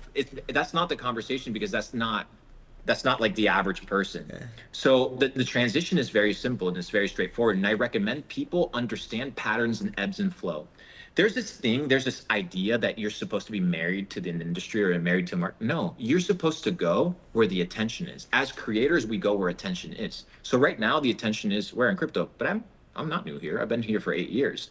I just know when to come in and when to leave. So why am I going to be talking about crypto when Bitcoin is at $16,000 and for the next 8 months, altcoins are going to be bleeding? And I know that Meta, and I know that PayPal, and I know that Robinhood stock, and I know that Nvidia, and I know that these are better opportunities. And what I've come to realize, and somebody tweeted about it, about like an investment, which I had made, but they assumed that I didn't. And the question was like, oh, well, why didn't you invest in the specific project, or which I had? And my premise was, if you do what retail does, you're going to get the same results that retail gets. So I had to develop a very simple thesis. People were like, oh, wow, this guy just said the obvious thing. But here's the truth. Do you understand where you stand in this crypto cycle? Like, I'm very candid with myself. I'm not going to say I'm at the MITs with the white papers, right? You're not there, but there's guys that are there. You have the companies and the funds and the private equity and the family offices that cut the checks and the scholarships to the nerds in MIT that create all these blockchains and all these hash thing, all this crazy stuff. But that's high risk. Then you have the Andreessen Horowitz, right? The guys that identify founders early, the Pantera Capitals. From there, you go into the builders / the big influencers. So you'll see the likes of Becker, who just joined us on Pudgy. I saw you just joined us there. I wasn't aware. That's pretty cool. You have kind of like your main social celebrities, like the founders of Solana, your Meow, your people that are kind of like in the space, but they're on the bigger side. They're influencing what? Not necessarily retail first, but the crypto space. Mm-hmm. So they're talking to the crypto space. That's the next phase. The next phase is rich retail, and then the next phase is retail. If you're investing and the information that you're getting is the one that's being fed to retail, then you're going to be the last one. I don't talk to retail. I talk to rich retail, which is people that are building e-commerce businesses. And then I talk to the person that's a normie in crypto that understands the space. The moment the gas guy starts talking about, we know the story, the taxi driver, whatever, it's gone. And I think that this year they begin talking about these things because it's faster and faster. These cycles are going to be faster and faster because the booms and the busts are going to be quicker because social media has the ability to inject a lot of fuel. I mean, if you would have told me that, I don't know, Popcat goes from $2.1 billion to 1.1 in a 40% retrace, and everybody's like, that's disgusting. But in a normal market, anybody that's holding meme coins knows that that's a normal thing.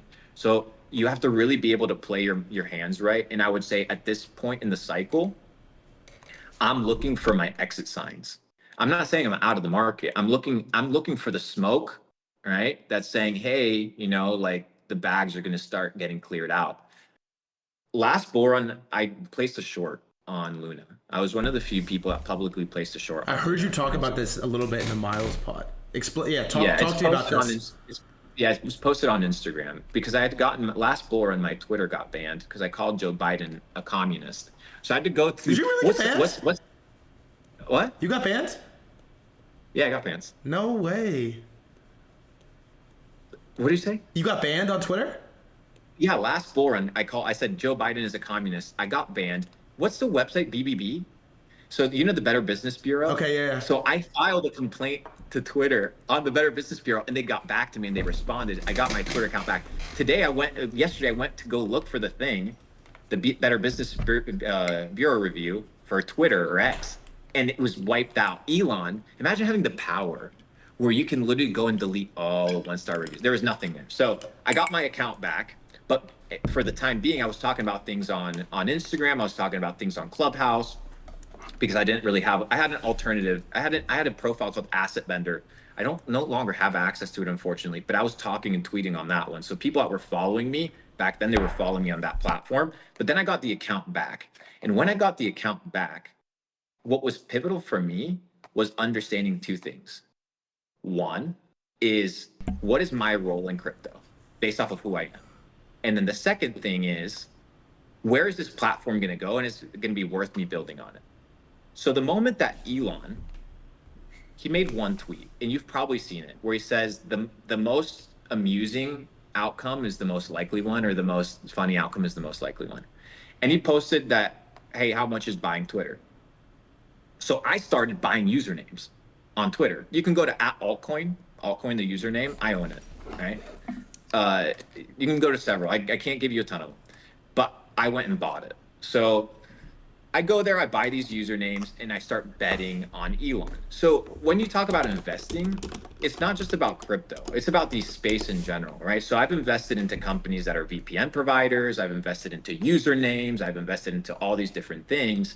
By the way, me and Watcher Guru are going to launch an altcoin news channel on Really? Altcoin, the account. Yeah. So we're cooking a little something there. Watcher Guru is sick.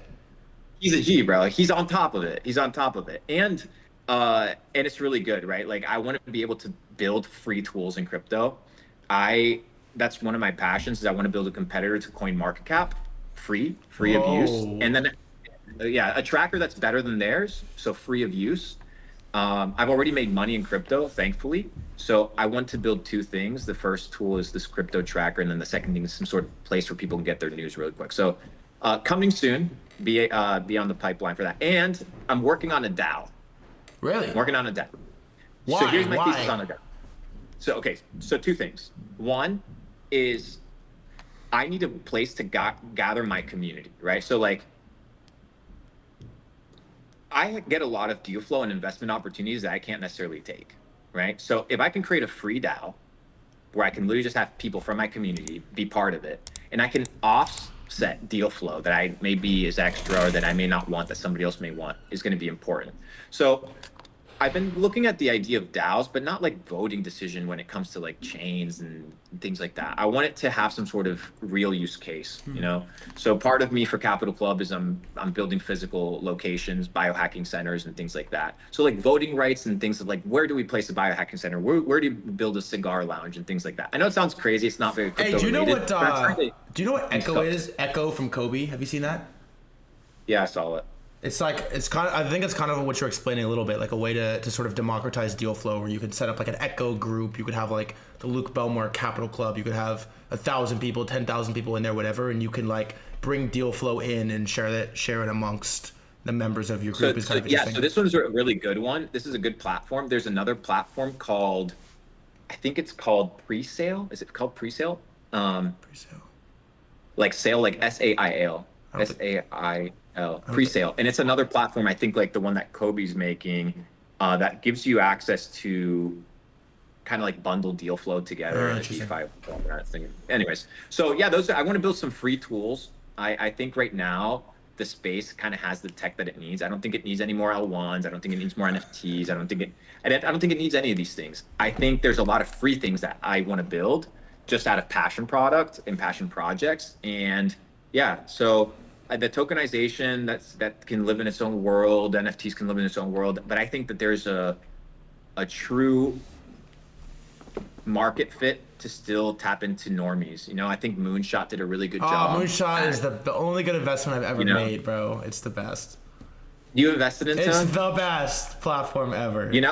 So Noah calls me, and he gives me a deal, same deal that probably everybody got, and yeah, and long story short, I told him no, and the reason I told him no was because I'm an idiot. So there's no other reason. I'll tell you why I told him yes. Tell me what Luca told me about it. Did Luca tell you? Of course he did. No, he didn't, but of course he did. Luca's the best. This is why I told Moonshot yes.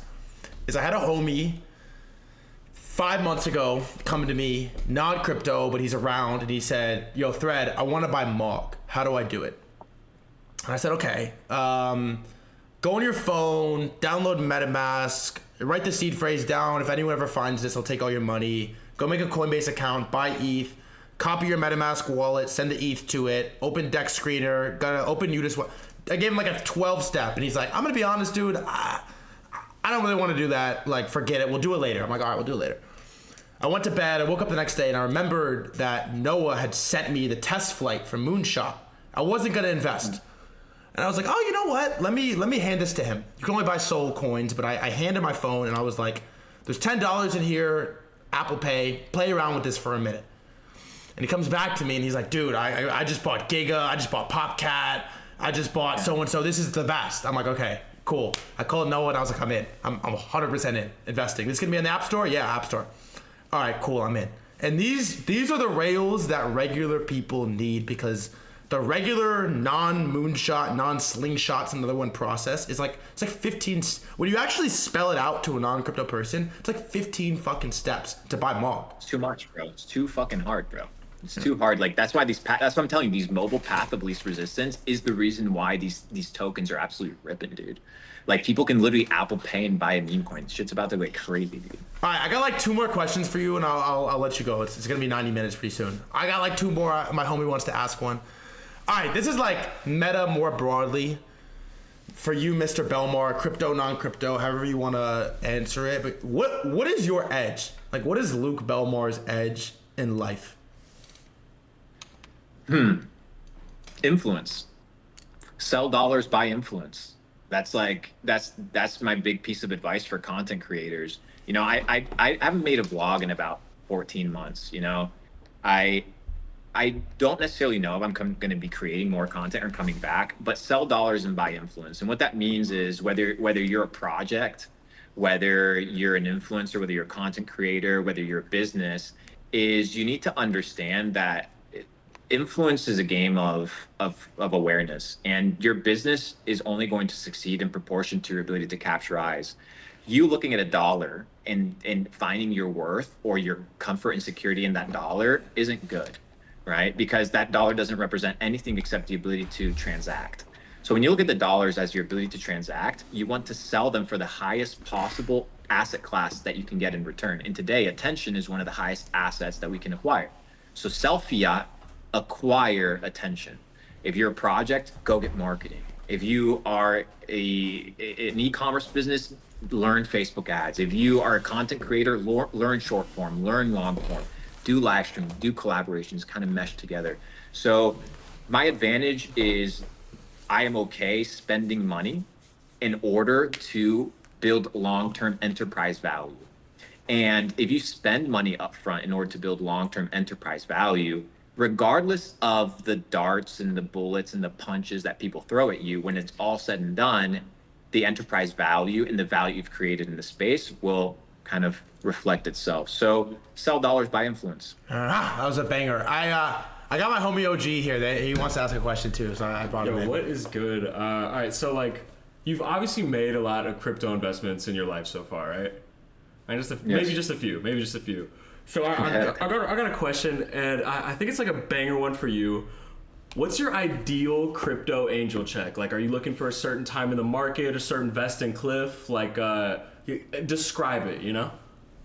So I'm gonna give you my deal flow versus and why mine is a little bit sweeter than the average person, and then what you should do on the average case. So if you're like an average like angel, first of all, especially in crypto, in the bear market, it's different. But in the bull market, you have to be able to offer something more than a check, right? Like the check isn't enough.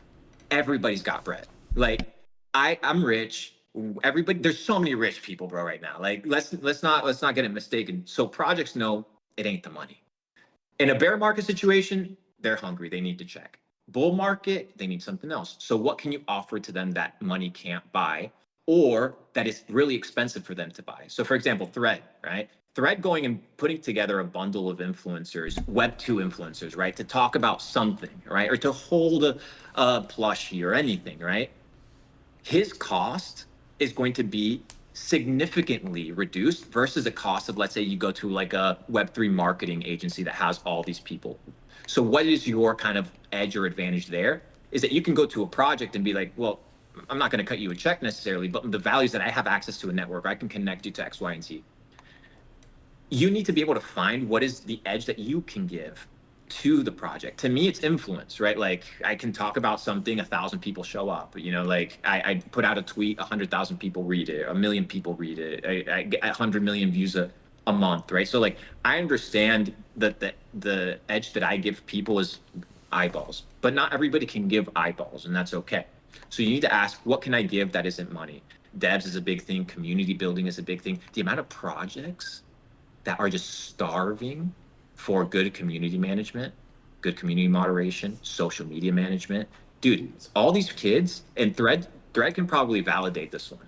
All these kids that were making like money in Web 2, like running an agency, like flipping Discord, like sneakers on a Discord, flipping usernames, their marketing skills, the multiplier that these kids can make in crypto, offering the same exact service is like 3 to 4 to 5x. And if you want to cut a check and you want kind of a better term, you come in with value and you're like, hey, I can offer this plus money and I can get a better deal. What do you think, Thread? What do you think about the multiplier of like this skill set that the marketers have, the skill set of like attention and awareness? It's gross because the talent pool is even still the amount of people that have a legit skill and understand crypto. The crossover is so thin. So who you're competing with in crypto versus like the mainstream Web 2 internet, the e-com world where you come from, it's like the bubble is so much smaller. So if you have both and understand crypto, the multiplier is just, bro, it's disgusting. You're 3, 4, 5x. It's disgusting. You're right. Exactly right. So I would take that value because it's a multiplier and inject it into your deal flow. So it doesn't matter if you're a small guy or a big guy, that can take place. And then if you want to get best deal flow possible, number one, bear market, you have to be cash intensive. If you're worth 8 figures right now, if you're worth 7 figures, if you got a couple mil, say a couple 100,000, understand that the next bull run, people are like, oh, there's no next bull run. Bro, come on. If we're in fucking crypto, bro. Like there's always something. There's always the next thing. Like we know it. That's why we're here. We're not married to a trend. We're not married to a bag. We're just playing the flow, and we know this. So when the next thing rolls around, you take your 100K and you turn it into a mil. You take your million, you turn it to 5.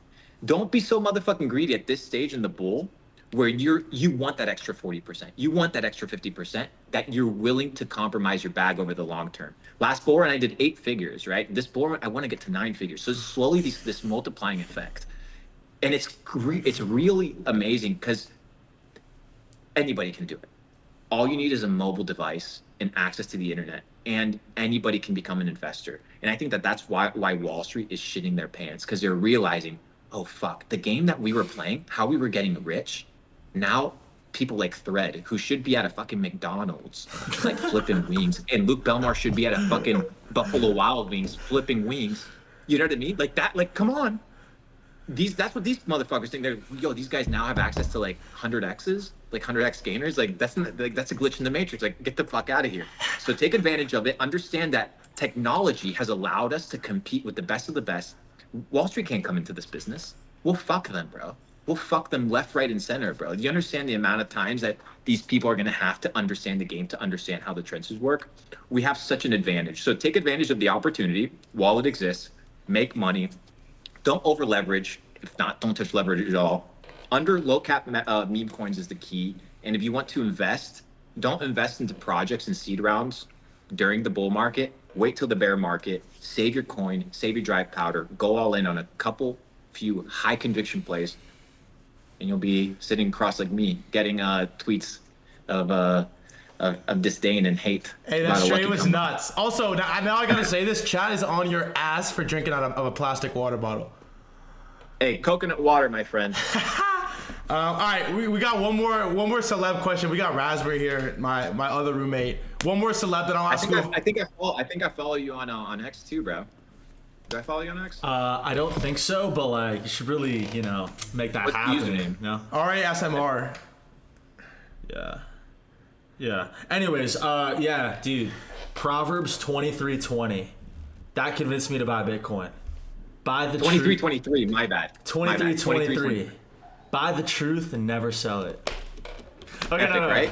Yeah, that's a banger quote. That's a banger quote. My question is, do you think we should be a net seller right now? Because my port is up like 70, 80x as of like a year ago. Should I be like a net seller? So a few things. It depends on what you have, bro, and it depends on the size of your bag. Like if you're looking at your bag and you're like, yo, like I'm living in Mykonos and I'm living in Ibiza for the next 30 years. Like I've done my net worth calculations. Come on. Yeah. I've done my net worth calculations, what I spend a year versus how much my life. If you got enough to go, bro, you got enough to go. Like you don't have to be risking things that are unnecessary, right? So you need to gauge your lifestyle. If your lifestyle is going to multiply 3, 4, 5 times, if your net worth multiplies, then okay, maybe. If your quality of life isn't going to improve with an extra 2, 3x, just play safer gains, bro. Play safer gains. I just we guys remember FTX, bro. That shit was overnight, bro. It was overnight. I don't want that again. I'm not doing it. Like I'll risk losing 30% upside so I don't nuke 50% down. So hey, but we're degens at the end of the day, so who knows who will even take our own advice. Banger. Thanks for letting me on, Thread Guy. Of course, dude. Yo, in Miami. Wait, is that where you are? Miami? No, I'm in Puerto Rico. Puerto Rico? Once again, you position yourself ahead of the bull run to not pay taxes. You see, and maybe it's not luck. Maybe it's not luck. Maybe it's just probabilities. Yeah, hit me up if you're in Miami. Let's link up. We'll do some content, bro. Cool. All right. Nice meeting you. Bye-bye. You go, bro. All right, Mr. Belmar. Hey, bro, this is fun. You're a great host. Thanks, dude. You make it easy. You make it easy. Here's my final sign-off question for you, Mr. Luke. I need you, Luke Belmar, to give the chat and the entire world some motivation on how to make it in crypto this cycle and how to make it generally in life. You know, it's interesting. The thing about motivation, and people hate on motivation and they hate on mindset and they hate on success or the idea of preaching to people that they can become the best version of themselves. But the thing is, had somebody not come to me in my time of poverty or in my time of not knowing what I could achieve or become and encouraged me like, hey, yeah, you can actually go out and do it. Like, you know what? Like, even though everybody's shitting on you, you can do it. Even if you don't believe it, you can do it. For all the people that think that that's cringe, deal with it. But here's the reality of the message, right? Here's the reality of the message. If you want to succeed in life, you have to be willing to become the person before you are the person. You have to be able to sit down and say, I'm going to study. I'm going to become dedicated. I'm going to become a disciple of discipline is what I like to call them. A person that sits down and says, hey, I have a goal and I'm not going to do anything until I achieve this goal. And I've never seen a person say that they were going to set out to do something, whether it was make $1 million, whether it was retire their mom, and never do it. Unless they sabotage themselves. So the motivation is simple, motive. There needs to be an action towards a motive. So the question is, what is your motive? If your motive is just getting rich, well, it's shallow. Because once you get rich, then there's no motivation. So the motivation needs to be deeper. The motivation needs to be development of self. The motivation needs to be the pursuit of truth. The motivation needs to be helping other people. The motivation needs to be leveling up. Are we perfect? Far from it. And sometimes don't look at the messenger. The messenger has flaws. The messenger has imperfections. The messenger is just like you. Look at the message for what the message is and ask yourself, does the message hold truth? You may not like the delivery. I get it. You may not like the guy. I get it. But is what he's saying, does he have a point? Does he have a point that if you believe that you can, that you can? If you actually sit down and study, that you can become more intelligent. That if you actually go to the gym, you can become shredded. That if you actually become a husband, you can find a wife. That if you become a wife, you can find a husband. That if you become a good man, you can have a family. That if you can achieve the business that you want, it all starts here. And if anybody that tells me it doesn't start here, then they haven't spent enough time understanding the power of the mind. So let that be motivation. Have a phenomenal bull run. Continue crushing it, and hopefully we can do this again sometime soon. Woo! Luke fucking Belmar, ladies and gentlemen, that was a banger, bro. W speech, W motivation, W stream. Thanks for the interview. Thanks for coming on. You're a G, dude. I thoroughly enjoyed this, honestly. I would tell you if I didn't, and I did. Thank you for the time. You're a great host. I look forward to continue watching the show, my friend. Thank you. Is there anything you want to show before you leave? Anything you want to drop? Any links? Any platforms? Any content? Anything you want to show before you leave? Murad next week. Murad next week, and maybe a part 2 at some point when the next meme coin list comes out. Part 2. Nothing to show, my friend. He's held to it. Part 2 for the next meme coin list. Luke Belmar, you're a G, bro. I appreciate you. Much love, dude. Talk soon. Thank you. Peace. Bye.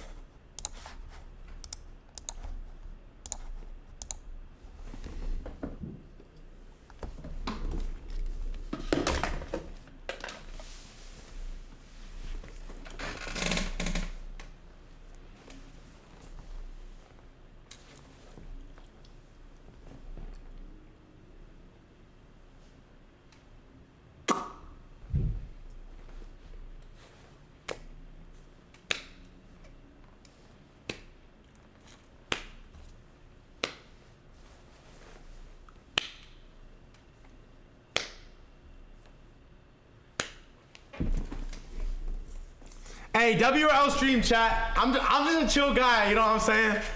I'm just a chill guy. WL stream. How'd I do? Better, worse? WL stream. W guest, L guest. W guest, L guest. W stream, L stream. What do you think? Hey, chat, I asked the question. Everyone wanted me to ask one question. They said I wouldn't do. I asked them the question too. I asked them the question. W guest, L streamer. I asked it. I read the Zach tweet, quote for quote, bar for bar, word for word. Yeah, he danced around it. Kind of, he answered it though. He answered it, chat. He answered it, bro. He answered it, bro. He answered it. Yeah, he did. Maybe it wasn't the answer that you wanted, but no one gave me receipts. I thought, honestly, here's my, chat. You want my TLDR on Luke Belmar, yes or no? You want my honest take on Luke Belmar right now? Should I give it to y'all or no? You want my honest take on Luke Belmar? You want my honest take on him, chat? Is a lot of people will come out and say that he's sus, he's this, that, the third. He is, first of all, he's a good looking guy.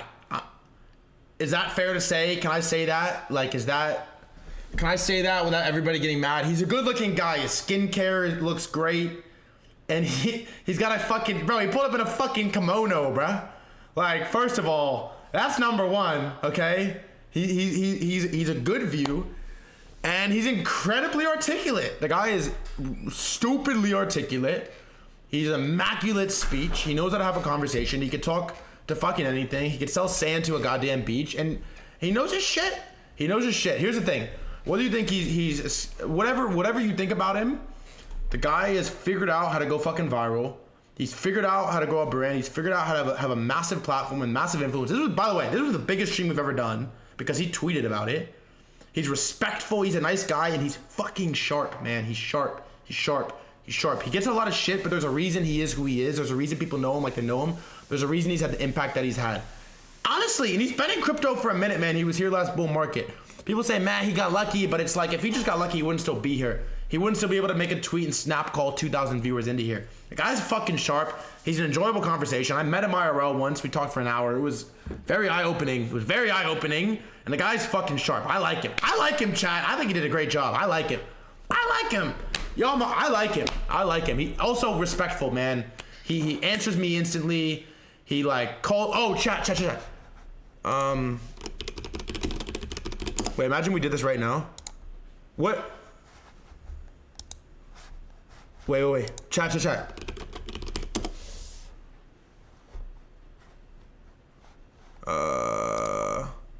How do I see real-time sub count, Elliot?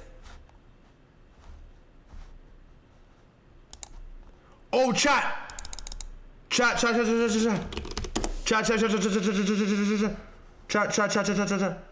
Wait. Wait, we're about to hit 10K YouTube. We're about to hit 10K subs. We're about to hit 10K subs. First on their horse. Now they sit back, right? And they watch. sit and call. Chat. Wait, peep this. Chat, come on, give me 20, bro. Right off the Belmar stream, give me 20. Give me 20. Just 20, bro. Just 20. Is it real time? Bro, is it real time or no? Is it real time or no? Oh, is it real time? Is it real time? Hey, let's go, baby! Let's fucking go, 10K! Let's go, bro! Let's fucking go, man! Turn me up! Let's go, bro! Let's fucking go! 10K subs! Let's fucking go, bro! Hey, let's go, chat! Hey, I love y'all motherfuckers, man. Let's go, bro! 10K subs? On the YouTube? Stop playing with me, baby! Hey, chat, we did that, bro. We did that. We fucking did that, bro. Hey. Thank y'all, man. Thank y'all. All right, here's my final sign-off, chat. I just want to say that was the biggest stream we ever had. That was the biggest stream. Oh, the Undercooker with a gifted. That was the biggest stream we've ever had, chat. We just hit 11K followers on Twitch. We had 2K concurrent the entire time. We just had a fucking banger. I got one more stream tomorrow, then I'm off for a week for Christmas, and I'm coming back. We're moving into a new house. We got new things going on, some new updates, some new roommates, some new streams, new hype, new everything, bro. Hey, 2025, Pride of the 2025, Threat Guy 2025. Mark it, book it, baby. Hey, WL stream. I'm about to rug it right now. WL stream. Y'all enjoyed it? Yes or no?